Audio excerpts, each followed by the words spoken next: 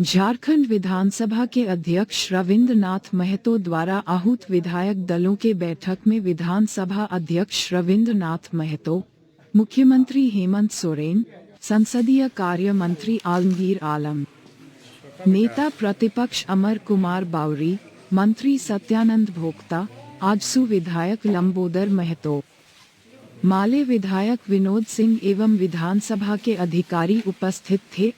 आगे हम देखेंगे नेता प्रतिपक्ष ने क्या कहा। तब तक बने रहिए हमारे साथ। अगर आप चैनल पर नए हैं तो हमारे चैनल को सब्सक्राइब करिए और पुराने हैं तो हमारी वीडियो को लाइक और शेयर जरूर करें।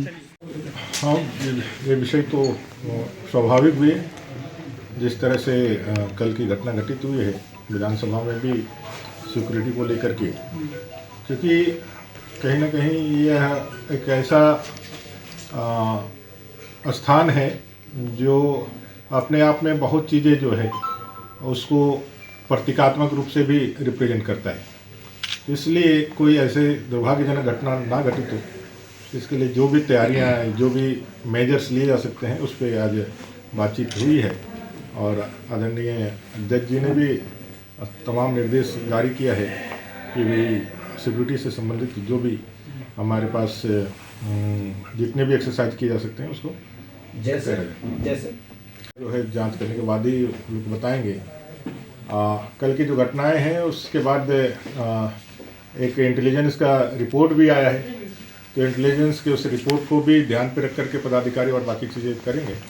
हम लोगों ने इससे पे डिस्कस किया है कि भाई इसको थोड़ा सा ध्यान लगा के देखना चाहिए।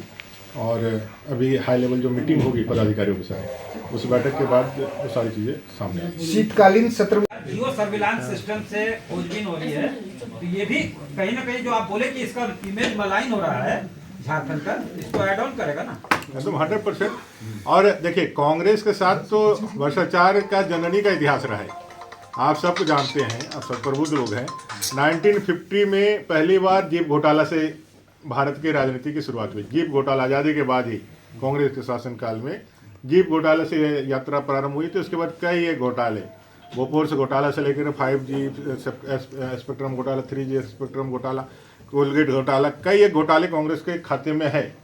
और जो राजीव गांधी जी कहते थे उस समय के तत्कालीन प्रधानमंत्री कि भाई हम लोग 1 रुपया दिल्ली से भेजते हैं, वो 15 पैसा जो है वो नीचे गरीब तक पहुंचता, 85 पैसा कहाँ चला जाता। तो 85 पैसा यही धीरज साहू जैसे कांग्रेसियों के जेब में और उनके घरों में चला जाता था।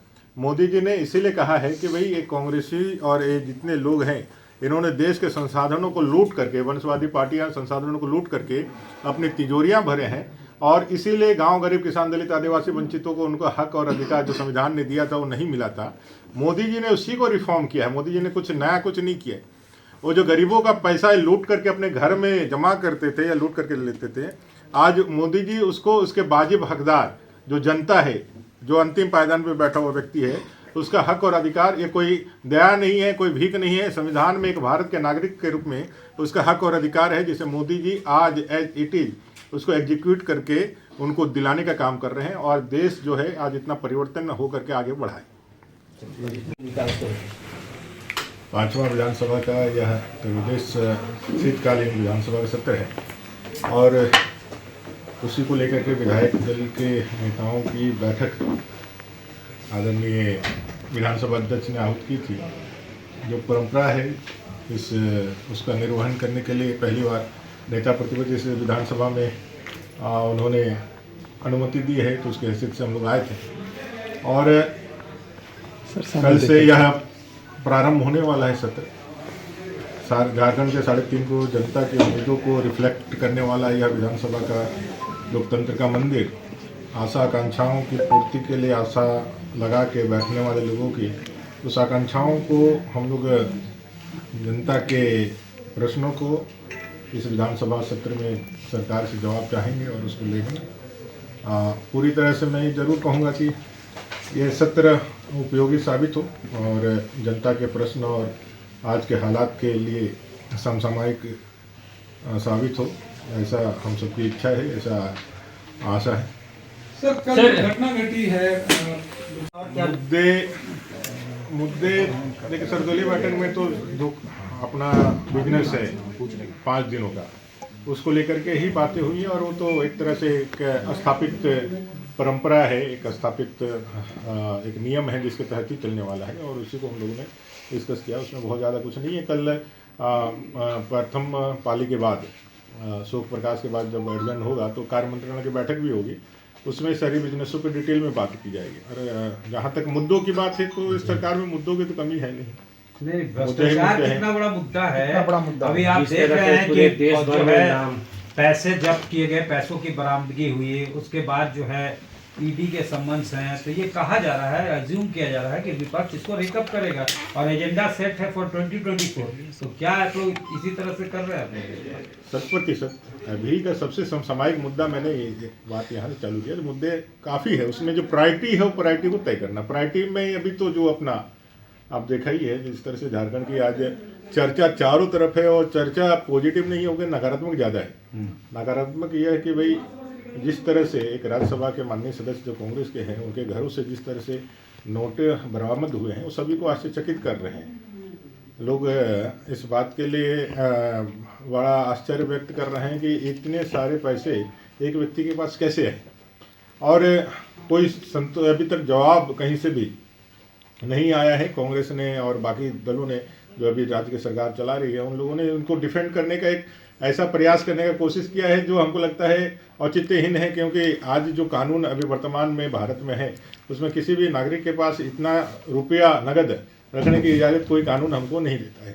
तो भ्रष्टाचार का मुद्दा है कांग्रेस का, और यहाँ जल जंगल जमीन जिस तरह से लूट हुआ है उसका मुद्दा है। कई एक मुद्दे जो सीधे मुख्यमंत्री जी तक जुड़े हुए हैं वो सब है। लास्ट साथ में अपने जो है जो युवाओं का आशा आकांक्षा जिस तरह से आज लोगों ने धूल धूसरित कर दिया है। आप देखे होंगे जेएसएससी ने परीक्षा एक जो 17 तारीख को होनी थी, उसको अचानक से 5 दिन पहले और उसमें भी हास्यास्पद यह बात कि भाई जो एजेंसी है वो एजेंसी असमर्थता जाहिर कर रही है। तो ऐसे एजेंसी को काम क्यों दिया गया, उस एजेंसी पे क्या कार्रवाई की है, उस पर काला सूची में डाले कि नहीं डाले, ये सारे विषय हैं। अभी आपने जो डेट घोषित किया है उस दिन जेएसएससी और जेपीएससी दोनों की परीक्षाएं, बहुत सारे छात्र दोनों परीक्षाओं में आवेदन कर रहे हैं, कहीं कि उनको लगता है कि भाई सभी परीक्षाओं में जाएंगे तो किसी न किसी को हिट करेगा और कहीं ना कहीं हम नियोजित हो जाएंगे। तो एक तो अवसर से भी उनको वंचित कर रहा है। दूसरा लॉ एंड ऑर्डर ऐसा है, जेल के अंदर भी हत्याएं हो रही हैं, जेल के बाहर पुलिस की हत्याएं हो रही है। रांची के अंदर जो है दिन दहाड़े हत्याएं, चाकूबाजी, इन एन एवरेज हर दिन 5 हत्याएं, 5 दुष्कर्म की घटनाएं, 100 से ज़्यादा दंगे। ये एनसीआरबी की रिपोर्ट है, और एनसीआरबी की रिपोर्ट के माध्यम से राज्य सरकार के पास है। तो यहाँ बालू की लूट है, कोयला की लूट है, लोहे की लूट है, आम आदमी का जीवन असुरक्षित है, महिलाएं प्रताड़ित हो रही है, युवा जो है ठगे जा रहे हैं, आदिवासी जो है वो ठगे जा रहे हैं, दलित प्रताड़ित हो रहे हैं, अपमानित हो रहे हैं। ये सारे विषयों लेकर के इस बार विधानसभा के सत्र में पीएम ने कहा कि